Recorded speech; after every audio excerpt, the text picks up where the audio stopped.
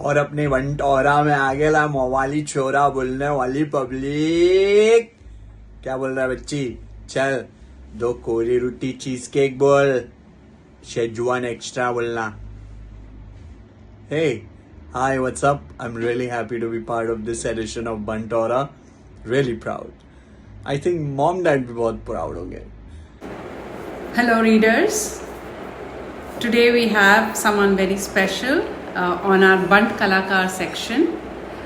It is none other than Mumbai's very own Mawali Bhai from Red FM, and I am super excited to be talking to him today. So, hi Kirthi, aka Mawali Bhai. To be honest, I'm a huge fan. I always was. I loved your segments, and probably that was the only reason I would switch from the English music channel to the Hindi music channel just to listen to you. So, huge fan. Wow, that's a huge compliment as well. Thank you so much. Yeah, and it was a super surprise to know that you are a bunt.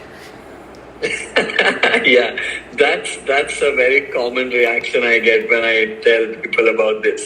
But yeah, it's been life, you know. Sometimes life takes you on a journey you really never can plan. So it's been that kind of a journey actually. Yeah, and you've had quite an incredible journey, a very offbeat one, if I can say. I mean, you've worked in the music industry, but not as a musician, but rather in the business of music industry in terms of with your stints at Planet M, and then later on radio, and now with Geo Savan. So, how was this how did it all start? So this starts at home, right? Everything starts at home.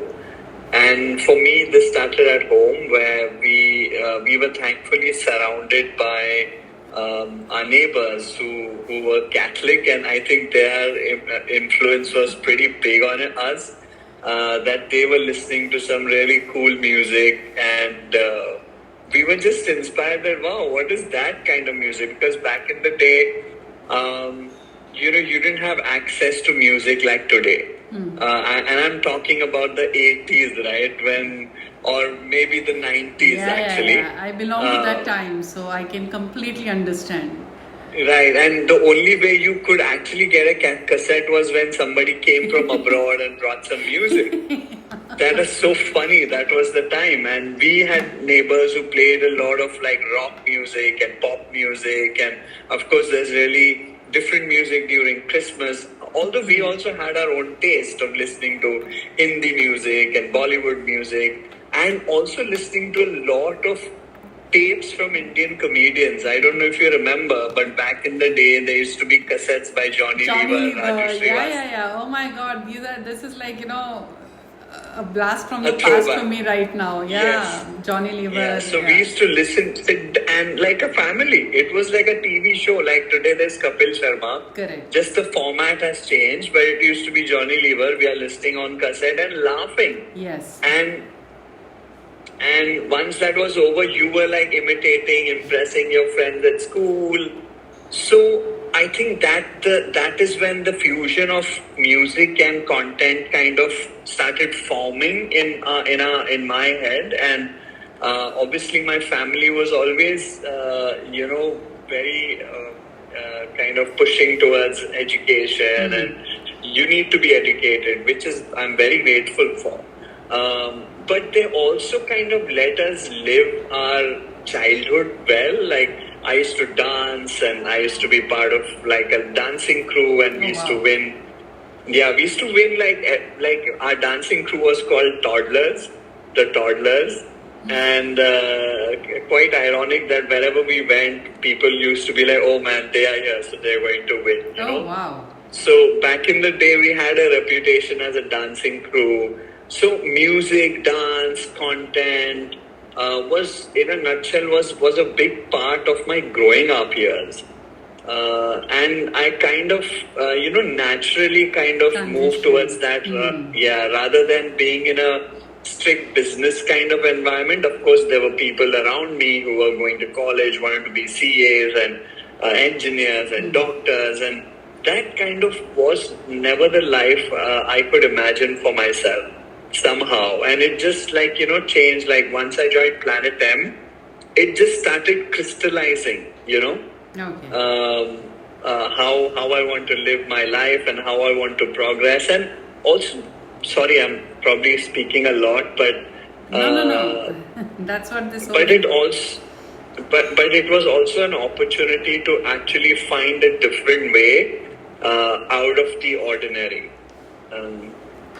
Yeah, I mean, I'm sure. I mean, back in the day, from 80s or 90s, probably the focus would have been more on, okay, get an education, get a job, do something more with your life, and I mean, Yeah, I'm but sure now- you would have been considered not to be too serious about life if you were pursuing music or isn't it? Absolutely. I mean, that's what my parents also thought, obviously. Like, they were like, like, what is he going to do? Correct. And Yeah. I think though, also going to our native place in Mangalore and being in touch with our own culture has had a deep impact on who I am as a person. So, like, my parents were I'm so grateful to mom and dad that they took us to Mangalore, introduced us to the culture, kept us in it, like what is a kola, what is an atta, what is Naga Dever, to get an understanding of all of this, and also live in your native place to get a completely different perspective of life, So I think they have played a huge role in like who I am as a person, and of course through their blessings and prayers. Success is a thing that is subjective, right? Like Correct. for some people, success could mean so, and especially after COVID, success is a completely different thing today. I think if you're happier, if you're a good person, kinder, and value other people, I think that is success in its own way. Yes. So for me, it's also been like that. That journey has been quite amazing, and the people, like you can never do this alone. All your friends and your colleagues over the years have kind of shaped every aspect of my life, and that has been an amazing journey in itself. So it's really, that's a very interesting perspective that you put that, the fact that you kept going to our native place and the fact that you spent time there also helped shape what you wanted to be, or, that also had a big, in your formative years, that also played a big part in you figuring out your love for arts and your love for music and all of that. So, because that was one thing that I wanted to ask you about, as to, how much of a Bunt do you identify as? I mean... Oh, 100%. Okay. I mean, my heart and soul is Bunt. Like, I know this for sure. I'll tell you one interesting thing that happened. We are so influenced by the West. I mean, especially in the growing years, right? Yes. When I was listening to music and it was all Western music, and even at Planet M, I was head of the Western music section. So, our teams were split. So one would handle the Bollywood, like the Hindi section, and I would manage the English section, the international music section. And at a point in my life, I think I was so completely kind of confused, like, who am I? Like, what is my identity? I'm like trying to be this cool guy, but somehow it just like, I don't know, it just dawned upon me that you are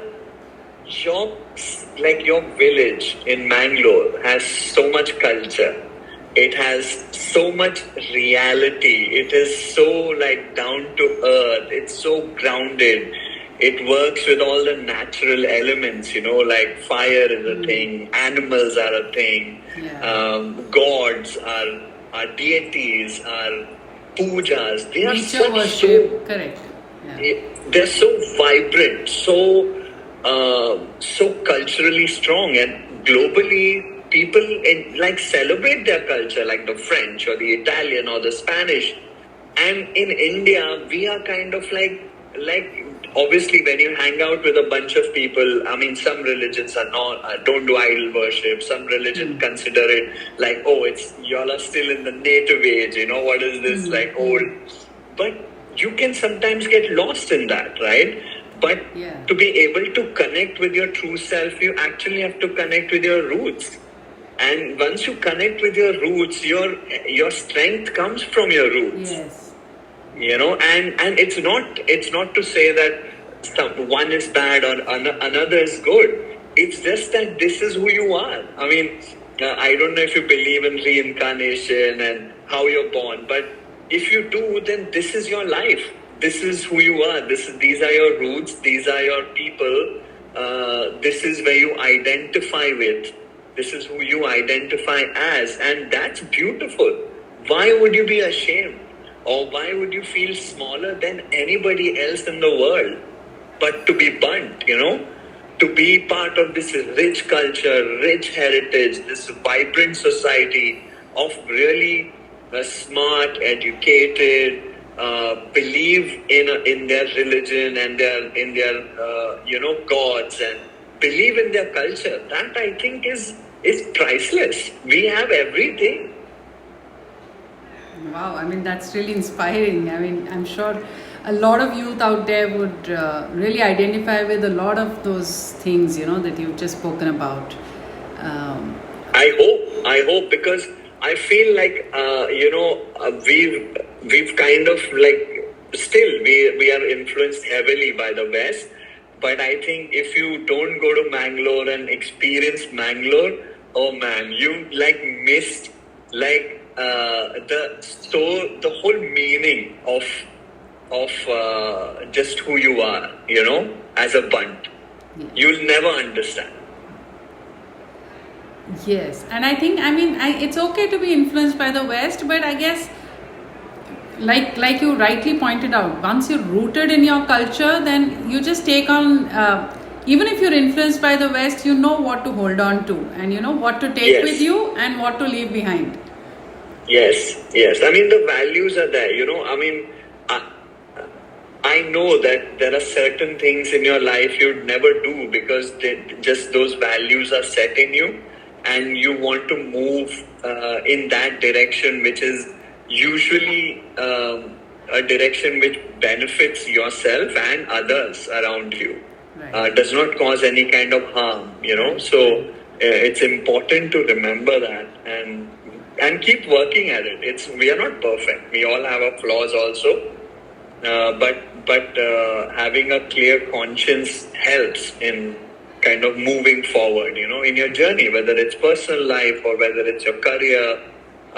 Having a good intention with positive action usually kind of helps, you know. And that's how the journey has been.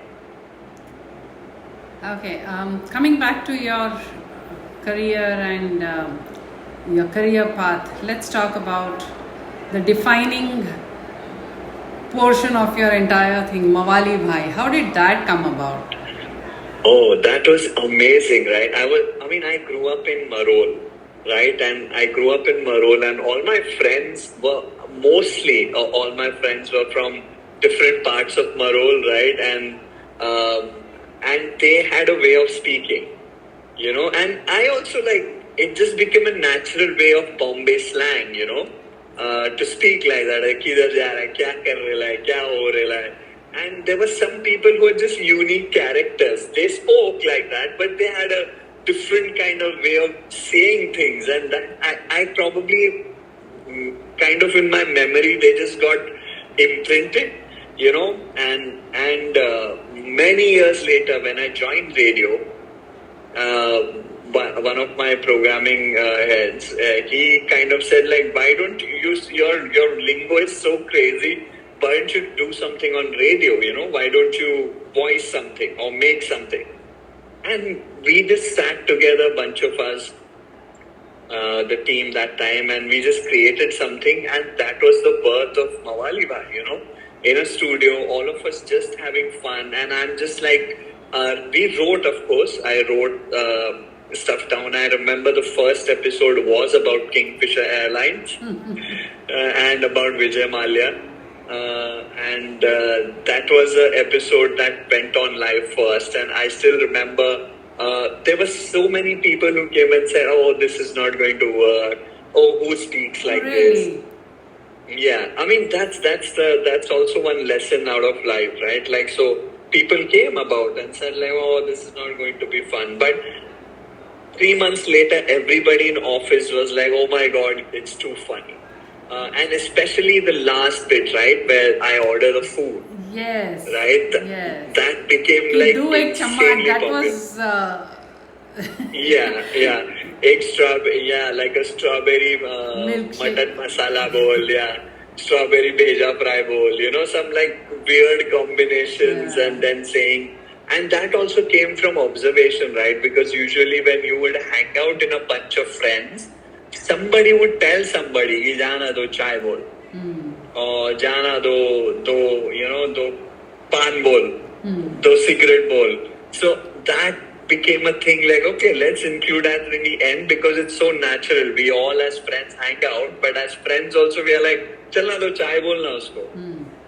So that was the main kind of understanding. And of course, Mawali Bhai was not a tapori. Even though he's a tapori, but what Mawali Bhai actually wanted to say was satire, like make fun of important issues that whatever was the current issue at that point of time. Yes, and it was very important because I didn't want him to be some kind of guy who people thought that he doesn't know what he's talking about. He knows what he's talking about, but he's talking about it in his own style and his own way, and he has a way of looking at the world which not everybody doesn't have, So that was the Mawali Bhai perspective. Looking at the world and the entire issue through a different lens. Absolutely. And also giving that person on the street a voice, right? That was important also, that everybody might consider everybody who looks like that. Like if you have an image that when Mawali Bhai is, but when that voice comes and when you see that person on the street, you feel like, oh, he also has something cool to say, He's not like some random person. So that was the whole idea, and then it just became such a big thing for the radio station. I mean, I don't do it anymore.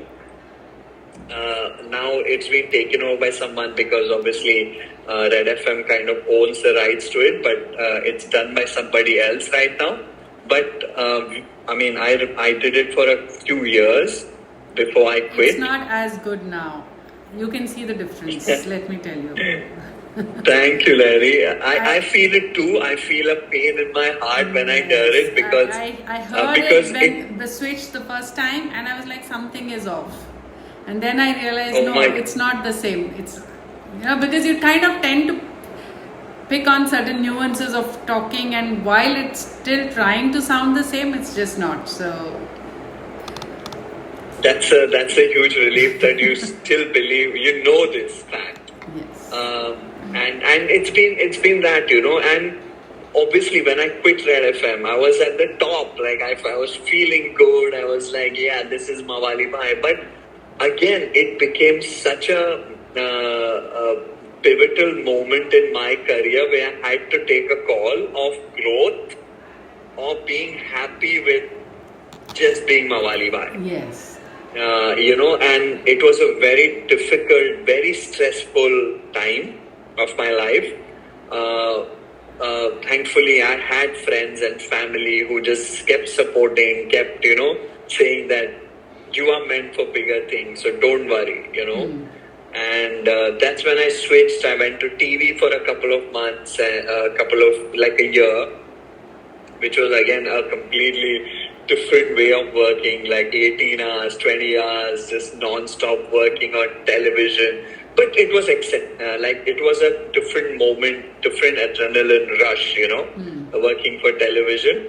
And then I moved into JioSaavn, where I've been for the last 7 years. I'm currently VP of the creative production team, and I also look at the podcasting team. And so that brings me to the next thing. I mean, after Mawali Bhai, you have come up with Rapchik reviews, Bhai ke Rapchik reviews. Yes. As if, Yes, you graduated from being Mawali Bhai to Bhai now. So. Yeah, I've got tough competition there with Salman Khan, but I'll take it anyways. Yeah.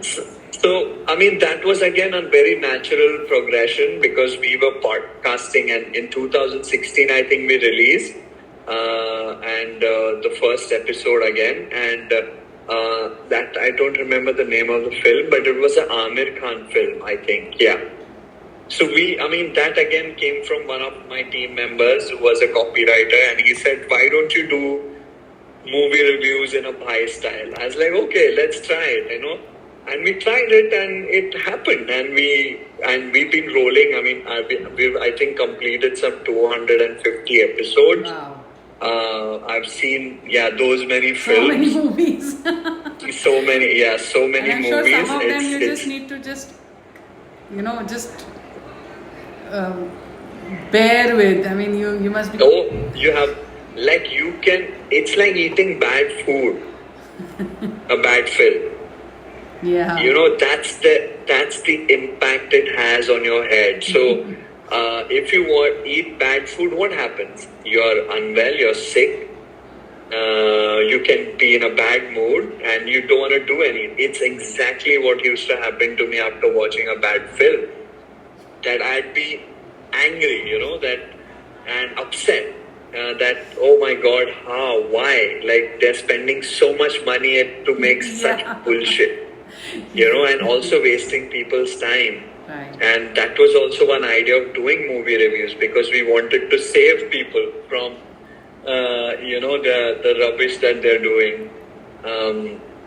But then Bhai Ke Rapchik reviews happened. Then we started another one called Talking Music, where I spoke to everybody from KK to Himesh Reshamya to Altaf Raja to you name it, all the musicians. And I mean, with KK, it's like still unbelievable that he's not there. He was such an amazing interview. He came for an hour, and we sat for I think 3 hours and just spoke.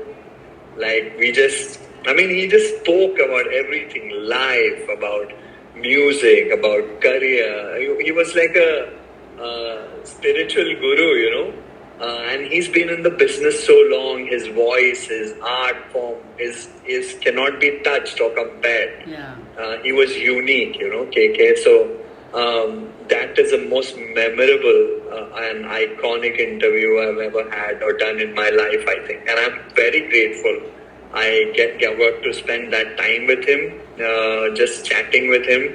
I don't think you can just sit with KK for 3 hours and just maybe, talk.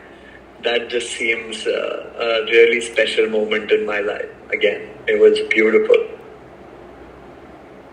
So, I mean, you've had the chance to be doing so many things. There was Mawali Bhai, now there are these reviews, there are these podcasts you do with artists.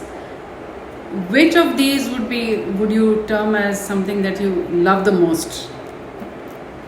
I just love being in the moment with any of these things. So it's like, it's something that does not come, you cannot prepare for it. It comes and you just deliver, and you deliver it to the best of your kind of ability. And just being true to who you are. I love to do. I love talking to people. I love meeting new people, understanding their perspective, their kind of way of living, and taking the best things away from it, and trying to incorporate that in my life. And Mawali Bhai or Bhai Ke Rapchik or Talking Music, anything that it is, it comes from only one place, which is trying to share or be able to share information through an interview or through a review or through Mawali Bhai, through satire, comedy, or just plain interviewing. It's just the passion to do that through itself is all, actually. So that's something I wanted to ask you. I mean, more or less your career progression has been because you followed your heart. Yes. It has not been a very planned out way where you knew 10 years ago where you wanted to be at this stage. I'm sure that's not how it happened. I guess it just happened organically because you followed your heart and your passion. Is that something that you would like to tell the youth? I mean, what advice would you like to give them in terms of their career or in terms of how they should live their life and how true do they stay to their passion? I think one thing is to stay connected to your roots. Do not disown it or abandon it because it's not cool. In a few years, when you're younger, of course you want to be cool because other kids are cool and you want to be like the other kids, but you will realize the more you are in touch with your own roots, the cooler you become.